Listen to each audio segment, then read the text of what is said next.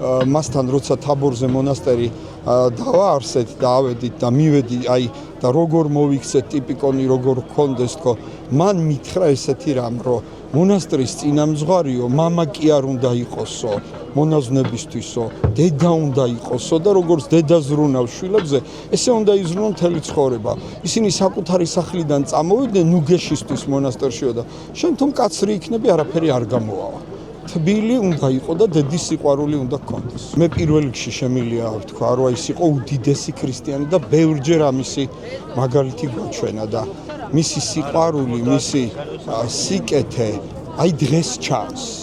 პატრიარქი ბედნიერია, იმიტომ რომ აი ამდენი ჭირისუფალის მნახველია. ნახეთ რა საოცარია. სამ ძიმარს ერთმანეთს უცვლიან ადამიანები. ერთმანეთს უსამძიმრებენ და ამაზე დიდი ბედნიერება რა უნდა იყოს, რომ ეს ადამიანი აღმოჩნდა, რომ მთელი ერის გამაერთიანებელი, გამთლიანებელია. მე არ მახსოვს, ეს არის რა ვიცი, სენსაცია. მსოფლიო ეკლესიის ისტორიაში ალბათ მსგავსი რამ არ ყოფილა, რომ ამდენი ხალხი მოდიოდეს და ტიროდეს პატრიარქს.